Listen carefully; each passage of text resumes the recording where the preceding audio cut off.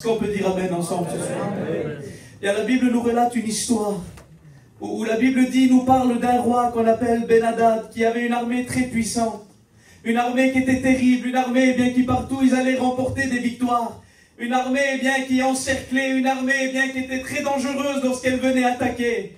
Et la Bible dit Amen que ce roi qu'on appelle Ben-Hadad, roi de Syrie, avait rassemblé toute son armée pour monter contre le peuple de Dieu, pour monter contre la ville de Samarie où vivait le peuple d'Israël. Et la Bible dit Amen que lorsque Ben-Hadad s'est mis en route, il s'est mis en route dans un seul but avec son armée pour pouvoir détruire le peuple qu'il y avait à l'intérieur de cette ville, de pouvoir détruire les enfants, les femmes, les vieillards, de pouvoir apporter la victoire et la défaite pour le peuple de Samarie. Et la Bible dit Amen que Ben-Hadad, lorsqu'il est monté, il avait un seul but: détruire le peuple de Dieu. Et j'aimerais vous dire que nous avons un ennemi qu'il ne faut pas sous-estimer, un ennemi qu'on appelle le diable, un ennemi qui est redoutable. Et lorsqu'il se lève, lui, il se lève pour détruire des foyers, il se lève pour détruire des maisons, il se lève pour détruire des ministères, il se lève pour détruire des enfants de Dieu. Il vient pour nous assiéger, il vient pour nous envahir, il vient pour nous prendre au piège. Et j'ai voulu voir c'est quoi le mot assiéger. La Bible dit que lorsque Ben-Hadad est monté contre la ville de Samarie, la Bible dit qu'avant de l'attaquer, il assiégea la ville. Et j'ai voulu savoir, parce qu'on ne connaît pas tous les mots, alors j'ai voulu savoir c'était quoi le mot assiéger. Et le mot assiéger, c'est le mot encercler, c'est le mot entourer, c'est le mot barricader, c'est le mot prendre au piège. J'aimerais vous dire que c'est ce que l'ennemi veut faire. Il veut nous encercler, il veut nous prendre au piège. Il veut nous renfermer sur nous-mêmes. Parce qu'à l'époque des rois, à l'époque de la Bible, à l'époque de la parole de Dieu, lorsqu'un roi se levait pour aller attaquer une ville ou un pays, lorsqu'il venait, avant d'attaquer la ville, il venait assiéger la ville. Et le mot assiéger, c'était que le roi venait avec son armée, établissait un campement. Et là, avec ses soldats, tous les jours, il venait pour encercler la ville. Parce que les villes étaient construites avec des murailles à cette époque-là. La ville de Samarie était construite avec des murailles. Il y avait des murs qui entouraient les villes, c'était des murs de protection. Et là, lorsque les rois venaient attaquer des villes, ils venaient encercler la ville. Ils venaient fermer toutes les issues de secours. Ils venaient fermer toutes les portes. Ils venaient fermer la ville, tous les accès pour pouvoir sortir afin que le peuple se retrouve pris au piège à l'intérieur de la ville. Et pour que le peuple ne puisse ni sortir et ni rentrer. Et vous savez qu'à cette époque-là, la plupart des villes, leurs terres d'agriculture, là où ils élevaient les légumes, là où ils élevaient les plantes, et là, où ils faisaient pousser la nourriture, se trouvaient à l'extérieur des villes, dans la plupart des cas. Et lorsque l'ennemi encerclait les gens à l'intérieur de la ville, lorsqu'il encerclait la muraille et qu'il fermait, qu'il barricadait les portes, le peuple ne pouvait plus sortir, il ne pouvait plus rien faire, il ne pouvait plus faire pousser des légumes, il ne pouvait plus faire pousser de la nourriture. Alors le peuple, qui était pris au piège à l'intérieur de la ville, qui ne pouvait plus sortir ni rentrer, comptait sur les réserves qu'ils avaient. Et les réserves qu'ils avaient, ils en avaient, je ne sais pas moi, pour 1 an, pour 6 mois. Mais il y avait un moment donné que l'ennemi encerclait la ville, que personne ne pouvait sortir. Alors à un moment donné, la ville marchait correctement, parce qu'il y avait des réserves qui étaient là, il y avait de la farine, il y avait du blé, il y avait de la nourriture, mais au bout d'un certain temps, comme on ne pouvait plus produire de la nourriture, tout doucement les réserves commençaient à s'épuiser. À s'épuiser. Et lorsque les réserves s'épuisaient, la famine rentrait à l'intérieur de cette ville. Il n'y avait plus de pain, il n'y avait plus de nourriture, il n'y avait plus rien. Et là, les gens commençaient à maigrir, les gens commençaient à devenir de plus en plus faibles, les gens commençaient à devenir de plus en plus vulnérables. Et là, lorsque la famine arrivait, les gens commençaient de plus en plus à être affamés, à manquer de pain, à commencer à avoir faim. J'aimerais te dire, peut-être que toi qui es là ce soir, peut-être que l'ennemi, et parce que vous savez, le diable n'a pas changé de technique, le diable n'a pas changé de tactique. Le diable, tout comme à l'époque de Ben-Hadad où il est venu encercler cette ville de Jérusalem, de Samarie, peut-être qu'il a encerclé ton foyer à toi, peut-être qu'il a encerclé ta famille, Peut-être qu'il t'a encerclé dans ta souffrance, dans ton péché, dans ta misère, dans ce que tu vis. Et peut-être qu'aujourd'hui, les portes sont fermées devant toi. Et peut-être, qu'au bout d'un moment, tu avais une réserve.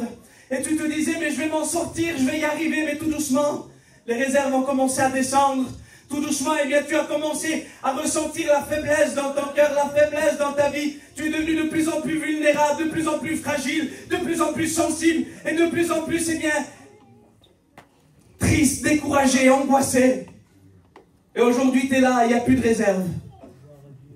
Tu es là, il n'y a plus de réserve. Tu es là et tu es épuisé spirituellement. Tu es là et tu es épuisé dans tes pensées. Tu es là et tu es épuisé dans ton foyer. Tu es là et tu es épuisé dans ta vie. Tu es là et tu es épuisé dans ta petite maison. Lorsque tu vois ce qui se passe, que l'ennemi t'a enfermé, que l'ennemi t'a barricadé. Parce que vous savez, le diable est méchant. Et le diable est patient aussi. Il est patient. Il attend que tu t'épuises. Il attend jusqu'au moment où il va te pousser à bout.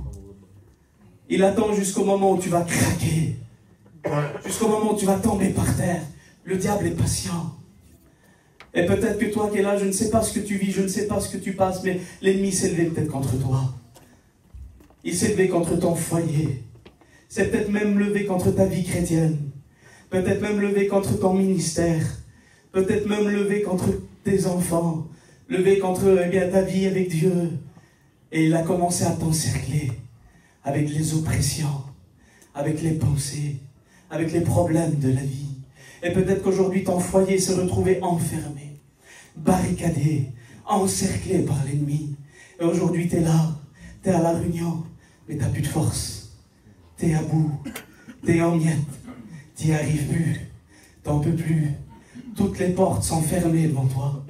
Tu voudrais t'en sortir, tu voudrais t'échapper, tu voudrais faire quelque chose, mais tu te retrouves impuissant face au problème et à la difficulté à laquelle tu es confronté. Tu te trouves impuissant, tu dis, mais j'arrive plus à m'en sortir, j'arrive plus à faire des efforts. Alors t'essayes de venir aux réunions, t'essayes de t'en sortir, t'essayes de lever tes mains, t'essayes de faire des efforts. Oh, mais tu te retrouves toujours emprisonné. À chaque fois que t'essayes d'ouvrir une porte, elle est fermée. À chaque fois que t'essayes de passer par un passage, et c'est fermé. T'es bloqué, toi aussi, t'es dans la ville de Samarie. L'ennemi t'a bloqué, l'ennemi t'a encerclé. Oh, l'ennemi veut que tu t'en sortes pas. L'ennemi veut t'emprisonner dans tes pensées, dans une dépression peut-être, dans une angoisse. Oh, je ne sais pas ce que tu vis, ce que tu passes, mais l'ennemi t'a tellement bloqué que tu n'arrives plus à t'en sortir, que toutes les portes sont fermées devant toi. Mais j'aimerais te dire quelque chose ce soir, que même si toutes les portes sont fermées, nous prêchons un homme qui s'appelle Jésus de Nazareth.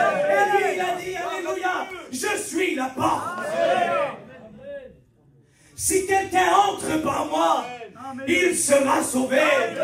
Il a dit dans l'Apocalypse, alléluia, j'ai mis devant toi une porte ouverte que personne ne peut fermer.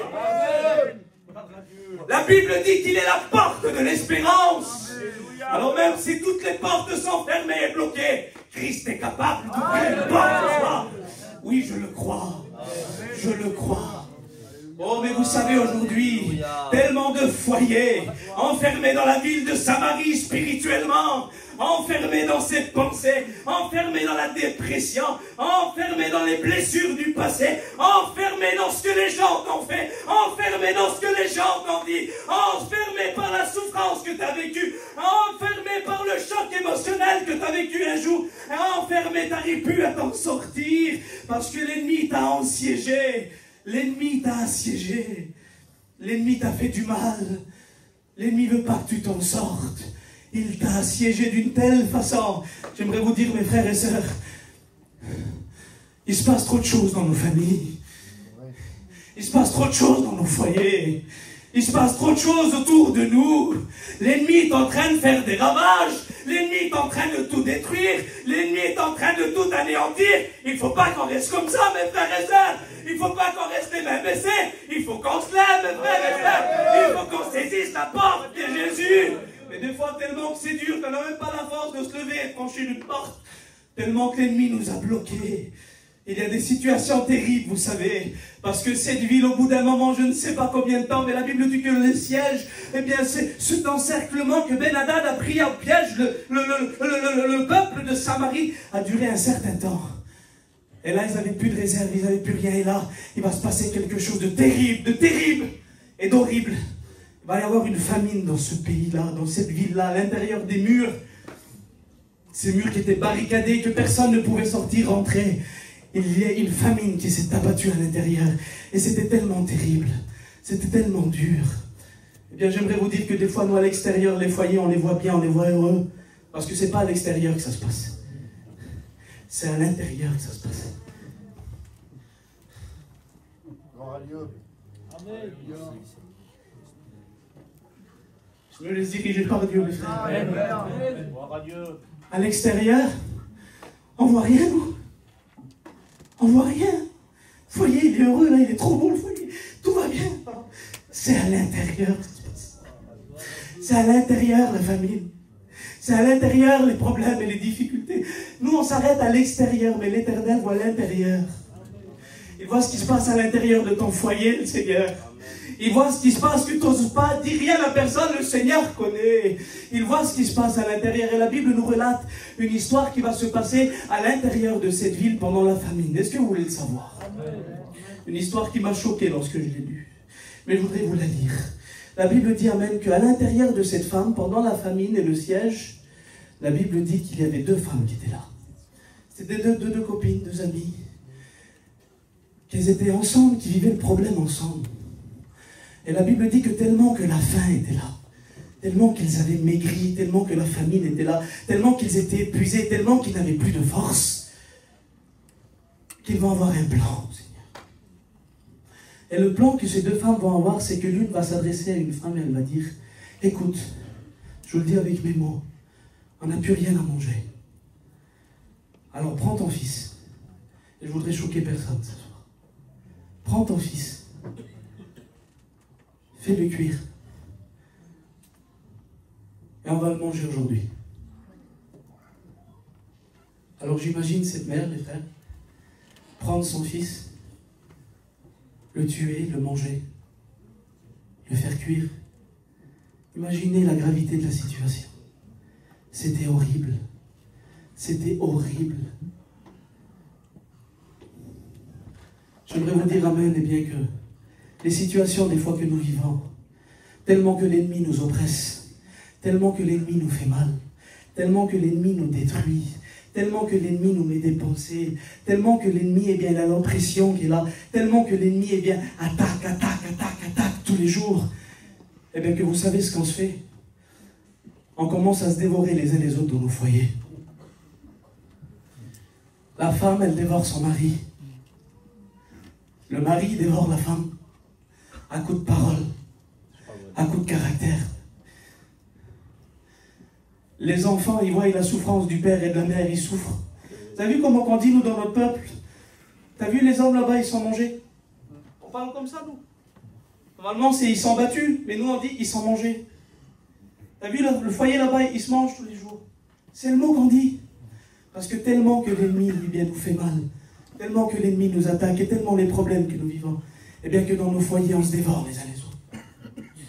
Les parents contre les enfants contre les parents, le mari contre la femme contre le mari. Mais j'aimerais vous dire quelque chose, mes frères et sœurs. C'est pas à l'intérieur qu'il faut qu'on se combat, nous. C'est pas dans nos familles et dans nos maisons qu'il faut qu'on s'entretue et qu'il faut qu'on se dévore. C'est pas à nos enfants qu'il faut qu'on fasse du mal, ou à nos maris ou à nos femmes. Le véritable ennemi, il souhaite rester caché, lui. Le véritable ennemi, il est à l'extérieur, là-bas. Il met des pensées à la femme, il met des pensées au mari, il met des pensées aux enfants. J'aimerais vous dire, il faut qu'on arrête de se combattre dans nos foyers. Il faut qu'on arrête de se combattre dans nos foyers. Il faut qu'on arrête de se dévorer les uns les autres. Le véritable ennemi, il est dehors, là-bas. C'est lui qu'il faut aller combattre. C'est lui qu'il faut terrasser. Et là, la Bible dit, amen, eh bien, que lorsque cette scène va se passer, que lorsque cette femme va prendre son fils, va le faire cuire, eh bien, vont le manger. Et là, eh bien, c'est terminé, le deuxième jour arrive, et cette mère regarde l'autre mère, et elle dit, eh bien, maintenant, c'est ton tour à toi, il faut que tu fasses cuire ton fils et qu'on le mange. Et là, eh bien, la deuxième mère, vous savez ce qu'elle va faire? elle va cacher son petit. Elle n'a pas le courage de faire, elle va le cacher. Et là, alors imaginez bien ce qui se passe. Là, c'est une guerre qui se passe à l'intérieur. Et bien dans nos vies, on passe des guerres, mes frères et sœurs. Dans nos foyers, on passe des guerres. Oh, j'aimerais vous dire, eh bien, ce qui se passe en Russie. Oui, c'est en Russie, c'est là-bas, c'est loin. Et des fois, la guerre, elle n'est pas loin. Juste rentrer dans le camping, c'est la guerre. Et la guerre, ça ne s'arrête pas. Mais nous prêchons un Dieu de paix. Capable de calmer les guerres et les conflits dans nos vies. Amen. Le prince de la paix. Amen. Et là, les deux femmes sont là, elles se querellent. Et là, comme les deux femmes se querellent, est-ce que vous êtes avec moi, Église de Dieu? Lorsque les deux femmes se querellent, le roi, il passe le long de la muraille. Et lorsque le roi, il passe, la première mère a dit, mais, oh roi, sauve-moi. Et le roi, il dit, mais avec quoi? Mais je vais te sauver, moi. Comment je vais faire pour te sauver? Je suis dans la même situation que toi. Parce que des fois, on attend de l'aide de nos copains, de nos amis, de nos familles, mais ils ne peuvent pas nous aider. Ils sont dans les mêmes situations que nous. Je lève mes yeux vers les montagnes, d'où me viendra le secours. Le secours me vient de l'Éternel. Et là, le roi, il dit, avec quoi je vais te sauver? Il dit, qu'est-ce que tu as fait? Qu'est-ce que tu as fait? Et là, cette femme va dire, tu vois la femme qui est là? La femme qui est là? Ah ben, hier, elle m'a dit, prends ton fils, fais-le cuire, on va le manger. Et demain, je vais prendre mon fils, je vais le faire cuire et on va le manger. Alors j'ai fait ça, on a mangé mon fils. Mais le lendemain est venu, mais elle a caché son fils. Et lorsque le roi écoute ça, c'est comme nous là, on est tous choqués de ce qui s'est passé. Le roi, lorsqu'il écoute ça, lorsque le peuple écoute ça, tout le monde est consterné, tout le monde est choqué, tellement que c'est terrible ce qui se passe à l'intérieur. Et là, plus personne ne sait plus quoi faire. Et peut-être que tu es là ce soir et tu ne sais plus quoi faire. Tu es là ce soir et tu ne peux plus faire face. Tu es là ce soir et tu es dépassé par les événements. Mais je rends gloire à Dieu. Parce qu'au milieu de la ville de Samarie, et je vous coupe un petit peu au plus court, au milieu de la ville de Samarie, au chapitre 7 du deuxième livre des rois, la Bible dit qu'il y avait un homme à l'intérieur de cette ville qui s'appelait Élisée. Amen. Et Élisée, vous savez ce que ça veut dire? Mon Dieu est mon sauveur. Amen. Mon Dieu est mon salut. Amen. Eh bien, j'aimerais te dire qu'au milieu de ton foyer, au milieu de tes souffrances, au milieu de tes combats, au milieu de ce que tu vis, au milieu de ce que tu passes, au milieu de ce que tu traverses, il y a un Dieu qui est capable de te sauver. Il y a un Dieu qui est capable de t'en sortir. Et la Bible dit ça, alléluia. Élisée, Dieu est mon sauveur et mon salut. Et la Bible dit dans le psaume 27 au verset 1er, l'Éternel est ma lumière et mon salut. De qui aurais-je crainte? De qui aurais-je peur? Amen. Il est celui qui est capable de nous faire sortir de nos situations et de nous délivrer. Et la Bible dit que Élisée, l'homme de Dieu, l'homme que Dieu a établi au milieu de cette ville, et je rends gloire à Dieu pour les hommes de Dieu que Dieu a établis ici. Je rends gloire à Dieu, alléluia, parce que Dieu apportera toujours une solution dans ta situation. Et j'aimerais te dire que ce soir, il a la solution à ta situation. Et la Bible dit qu'Élisée, poussé par l'Esprit, parce que la Bible dit que c'est poussé par l'Esprit que des hommes ont parlé de la part de Dieu. Il va se lever et il va annoncer quelque chose de grand. Quelque chose de puissant. J'aimerais vous dire que lorsque la parole est annoncée, c'est grand. C'est puissant. La Bible dit qu'il va annoncer la délivrance du peuple de Samarie. Il va annoncer la délivrance et il va dire ça. Élisée dit, écoutez la parole de l'Éternel. Ainsi parle l'Éternel. À cette heure, on aura une mesure de fleur de farine pour un cycle et 2 mesures d'orge pour un cycle à la porte de Samarie. Il va se lever, il va apporter un message d'espoir. Et voyez, il dit en quelque sorte, voyez ce qu'on est en train de vivre aujourd'hui. Demain, ça va finir.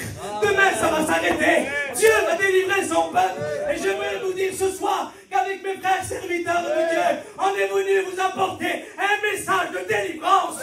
Il va te délivrer de ton angoisse. Il va te délivrer de ta souffrance. Il va te délivrer de tes larmes. Il va te délivrer de tes combats. Il va te délivrer de ce qui te fait souffrir. Il va te délivrer de tes chaînes. Il va te délivrer de l'oppression qu'il y a dans ta vie. Notre Dieu est un Dieu de délivrance. Un Dieu de délivrance. Amen. Capable de tout. Et lorsqu'il dit, mes frères, il ne parle pas pour rien. Lorsqu'il dit quelque chose, il dit, et la chose arrive. Il ordonne, et elle existe. Et la Bible dit ça, écoutez bien. La Bible dit que pendant ce temps, que la parole de l'Éternel va être adressée par l'homme de Dieu qu'on appelle Élisée. La Bible dit que pendant en ce temps, et il y avait 4 lépreux. Et je voudrais retenir votre attention encore 2 minutes après, je ferme la Bible. Oh, il y avait 4 lépreux qui étaient à la porte de cette ville-là. Cette ville, la ville de Samarie qui était là. Et les lépreux, vous savez, ils ne peuvent pas rentrer dans les villes. Parce que s'ils rentrent dans les villes, eh bien, on les lapide. Ils sont impurs, ils peuvent aller nulle part. Et les lépreux, si vous voulez, ils n'ont aucune chance de rien. Et peut-être que ce soir, toi, tu te dis, moi, j'ai aucune chance de rien. Ma vie, elle vaut plus rien. Non, non, c'est pas vrai. C'est pas vrai. Il y a encore de l'espoir. Il y a encore de l'espoir. La Bible dit que les 4 lépreux qui sont là à la porte de la ville de Samarie se consultent, les 4 lépreux là. Et là, ils se parlent les uns à l'autre, ils se disent ça, je vous le dis avec mes mots. Ils disent, mais si on rentre dans la ville, ils vont nous tuer. Ils vont nous lapider. Et si on reste là où nous sommes, on va mourir aussi. Alors on va aller dans le campement des Syriens là-bas, du roi Ben-Hadad, celui qui est venu attaquer. On va aller dans leur campement là-bas, où ils ont leurs chars, leurs chevaux, leurs armes et tous les soldats qui sont là-bas. On va aller là-bas. S'ils nous laissent vivre, on vivra. Et s'ils nous tuent, on va mourir. Parce que de toute façon, ils n'avaient plus d'espoir quand même. Ils n'avaient plus rien à perdre. Et peut-être que ce soir, toi, tu te dis, j'ai plus rien à perdre. Tu peux réessayer encore. Amen. Oh Dieu. Amen. Tu n'as plus rien à perdre. Si tu restes dans ta situation, tu vas mourir. Tu restes là où tu es, tu vas mourir. Tente le tout pour le tout, s'il te plaît. Crie encore une dernière fois, s'il vous plaît. Peut-être que tu l'as fait des dizaines de fois, des centaines de fois, et pour toi, tu crois que ça n'a pas marché. Essaye encore une fois, tu n'as rien à perdre. T'as tout, t'as gagné. T'as tout, t'as gagné. Et ces lépreux là, Seigneur, au moment où ils ont pris la décision de s'en sortir là, si vous saurez ce qui les attendait. Amen. Ils ne s'attendaient pas à vivre une journée comme ça. Et peut-être que toi, tu ne t'attendais pas à vivre quelque chose de grand ce soir. Mais si tu saurais ce que Dieu t'a préparé. Alléluia.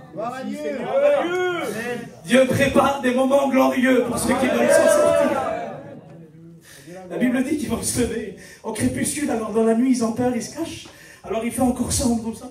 Et les 4 lépreux, ils s'en vont. Ils s'en vont au campement des Syriens là-bas, je ne sais pas, 1 kilomètre ou 2. Ils s'en vont au campement des Syriens. Et lorsqu'ils arrivent au campement des Syriens, il se passe quelque chose de terrible. Il n'y a plus personne. Il n'y a plus personne, Kevin. Il n'y a plus personne. Ben-Hadad, il n'est plus là. Les soldats, là, avec les armures, avec les épées, les lances et tout ce que vous voulez, les boucliers, des millions de soldats, il n'y a plus personne au campement. Il n'y a plus personne, tout est vide. Tout est déserté, les soldats sont partis, il ne reste que les campements, il reste que les toiles de camp, à l'intérieur il reste leurs affaires, il reste leur matériel, il n'y a plus personne. Alors ils ne comprennent pas. Ils ne comprennent pas ce qui est en train de se passer, mais ils disent, ils sont où les soldats? Il est où le roi qui nous attaque depuis des années là? Ils sont où? Ils sont partis où? Il n'y a plus personne. Eh bien j'aimerais vous dire ce qui s'est passé. Est-ce que vous voulez savoir ce qui s'est passé ce soir-là? La Bible dit que dans la nuit, alléluia, au moment, alléluia, vous savez, lorsque Élisée a prophétisé que Dieu allait délivrer, ce n'était pas des mensonges, c'était vrai. Lorsque Dieu dit qu'il délivre, il délivre. Amen. La Bible dit que dans la nuit, avant que les lépreux arrivent là-bas, Dieu avait fait résonner dans le campement des Syriens un bruit. Amen. Un bruit. La Bible dit que le bruit que Dieu avait résonné, alléluia, un bruit de chars et un bruit de chevaux d'une grande armée. Et ils s'étaient dit les uns à l'autre, les Syriens s'étaient dit, voici le roi d'Israël a pris à sa sorte contre nous les Étiens, les rois des Égyptiens, pour nous attaquer. Alors les Syriens ont eu peur, ils se levèrent et prirent la fuite. Je voudrais que tu dises Amen. Ils se levèrent et prirent la fuite, abandonnant leur camp, leurs chevaux, leurs ânes, le camp tel qu'il était, et ils s'enfuirent pour sauver leur vie. Lorsque Dieu combat, il gagne toujours. Amen. Eh bien, j'aimerais vous dire, mes frères et sœurs, qu'un jour, alléluia, sur le champ de bataille de Golgotha, là où l'ennemi tenait ligne et l'humanité dans le péché, dans la souffrance, il s'est fait entendre un bruit. C'était le bruit du Fils unique de Dieu, Jésus, qui était là sur la croix, ensanglanté, meurtri, pour tes péchés, pour m'empêcher, et qui criait sur la colline de toutes ses forces, tout est accompli. Ça, c'était le cri du vainqueur. Télestai, j'ai tout payé, j'ai tout accompli, j'ai gagné. Et sur le champ de bataille de Golgotha, aucun ennemi n'est resté debout. Aucun démon n'est resté debout. Toute la puissance de l'ennemi a été écrasée. La Bible dit ça, alléluia. La Bible dit dans Colossiens 2, 14 à 15 qu'il a effacé l'acte dont les ordonnances nous condamnaient et qu'il subsistait contre nous et l'a détruit en le clouant à la croix. Il a dépouillé les dominations et les autorités et les a livrées publiquement en spectacle, en triomphant d'elle par la croix. Voilà le bruit qu'a résonné à Golgotha pour que toi et moi aujourd'hui nous puissions être sauvés. Amen. Gloire à Dieu. Il y a puissance dans le nom de Jésus. La Bible dit que les lépreux, vous êtes avec moi? La Bible dit que les lépreux, ils vont rentrer dans les tentes. Ils vont rentrer à l'intérieur des tentes. Et lorsqu'ils vont rentrer à l'intérieur des tentes, eh ben, la Bible dit qu'ils vont trouver des tentes, de l'eau, du pain, du fromage, des petits gâteaux, du miel, des richesses. Alors, ils n'ont pas mangé pendant des mois et des semaines.